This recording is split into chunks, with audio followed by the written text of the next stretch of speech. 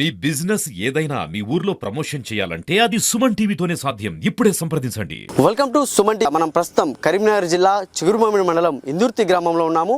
ఇక్కడ గాడిదల ఫామ్ను నిర్వహిస్తున్నారు. గాడిద పాలకు భలే గిరాకీ పెరిగిందని చెప్పుకోవచ్చు. ఔషధ గుణాలు ఉన్న గాడిద పాలను ఇక్కడ విక్రయిస్తున్నారు. ఇక్కడ నిర్వాహకులు ఉన్నారు, వాళ్ళని అడిగి తెలుసుకుందాం.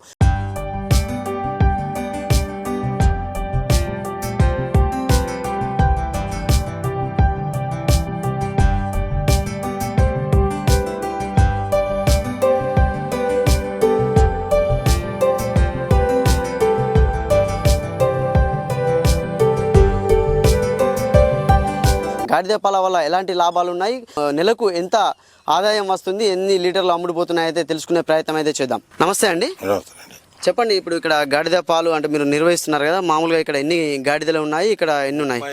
8 గార్లు ఉన్నాయి. ఇప్పుడు గర్భులో 29 ఉన్నాయి. 29 ఉన్నాయి. 6 గార్లు మాత్రం పాలు పెడుతున్నాయి. 6 లీటర్లు ఇస్తున్నాయి. 6 లీటర్లు ఇచ్చిన తర్వాత నెలకు ఒక తూరు మాత్రం తీసుకొని పోతారు వాళ్ళే వచ్చి. దానివల్ల మేము సౌకర్యం చేస్తున్నాము.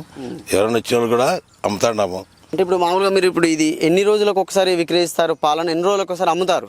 నెలకు తూరి వచ్చి తీసుకొని పోతారు వాళ్ళే వచ్చి తీసుకొని పోయి అక్కడ ఏం చేసుకుంటారో తెలియదు మనకి నెలకు తూరి మాత్రం గ్యారెంటీగా వచ్చేస్తారు. నెలకు మామూలుగా ఎన్ని లీటర్ల పాలను మీరు అమ్ముతారు? 600 లీటర్లు పాలు అమ్ముతాము. వచ్చి తీసుకొని పోగల వాళ్ళ అక్కడ ఏం చేసి ఐసీలో పెట్టుకొని పోతారు వాళ్ళు అంతవరకు. అంటే ఎట్లా ఉంటుంది మరి దీనివల్ల గాడిద పాల వల్ల ఉపయోగం ఏంటి మీ అనుభవం ప్రకారం? ఉపయోగమే ఉంటుంది సార్. దానికి డబ్బులో వాళ్ళు వస్తే మాత్రం ఉపయోగం ఉంటుంది.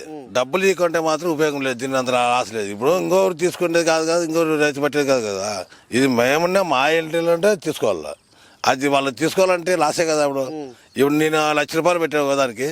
ఇప్పుడు కనీసం అంటే 20 వేలు కూడా అడుగురు మనం అమ్మాలనుకుంటే.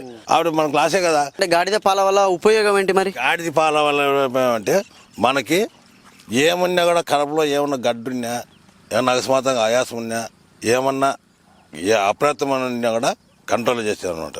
కంట్రోల్ చేసిన మాత్రం వల్ల మనకి కొన్ని మార్లు ఎఫిషియెంట్ అయిన తర్వాత మనకి ఏమాత్రం కూడా ట్రబుల్ లేకుండా వస్తుంది.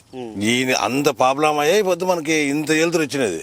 ఏడుతో భర్తీలు మోసుకొని పోయే గారులకి పొద్దు ఇంత వెలుతురు వచ్చిందంటే ఎందుకు వచ్చిందంటే ఈ మన పిల్లలకి పెద్దలకి అందరికి కూడా గౌరవిస్తాను కాబట్టి మనకి ఇదే చేస్తుంది అంతే. అంటే మామూలుగా ఇక్కడికి ఎక్కడి నుంచి అంటే ఏ గ్రామాల నుంచి వస్తారు, ఎక్కడి నుంచి తీసుకుపోతారు, ఏ ఊళ్ళ నుంచి వస్తారు వాళ్ళు? మామూలుగా అక్కడ ఈ చుట్టుపక్కలంతా వస్తారు.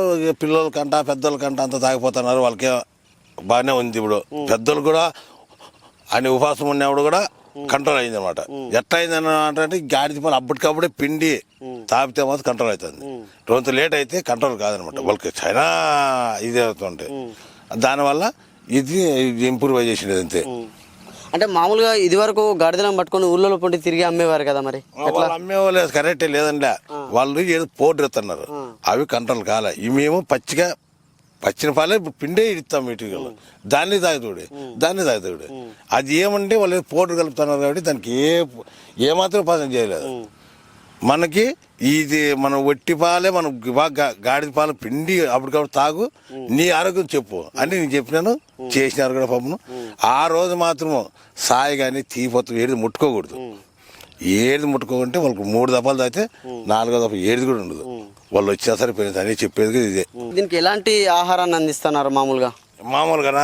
పల్లి పొట్టు, పచ్చిగడ్డి బయటకు వేసిపోయి మన పల్లి తవుడు, వరి తవుడు, పల్లి చెక్క అంతా ఆహారం వెళ్తాను. రాత్రిపూట మరి అంటే ఇక్కడే ఉంచుతారా లేకపోతే ఎక్కడైనా షెడ్ లో తోలుతారు? షెడ్ షెడ్ ఉంది. షెడ్ తోలేసి మేము పిల్లల పక్కన తల్లల పక్కన వేసుకొని ఉంటాం. అంటే ఉదయం ఇది ఎన్ని గంటలకు నుంచి స్టార్ట్ అవుతుంది పాలు పితకడం? మేము 7 గంటలకి స్టార్ట్ అవుతాం. 7 గంటలకి స్టార్ట్ చేస్తాము. 8 గంటలు అయిపోతాయి. అయిపోయిన సత్తకి తను తెచ్చేసుకొని భోజనం చేసుకొని తిని వెళ్ళిపోతాం. మేము గారెలు వేసుకొని మేపడానికి వచ్చి ఆ తర్వాత దీంట్లో 3-3:30 గంటలు వస్తాము. దీంట్లో మళ్ళీ బూ తింటాము. మళ్ళీ అదే పని చేసుకుంటుంటాము. నీళ్ళు పెట్టి తవుడేసుకొని చేస్తాము. చూసారు కదా, గాడిద పాల వల్ల ఎన్నో ఉపయోగాలు, ఆరోగ్యపరమైన సమస్యలు ఉన్నా కూడా నయమవుతాయని కూడా ఇక్కడ నిర్వాహకులు చెప్తున్న పరిస్థితి ఉంది. గాడిద పాలకు భలే గిరాకీ అని కూడా మనం చెప్పుకోవచ్చు. కెమెరామ్యాన్ రమేష్తో సతీష్, సుమన్ టీవీ.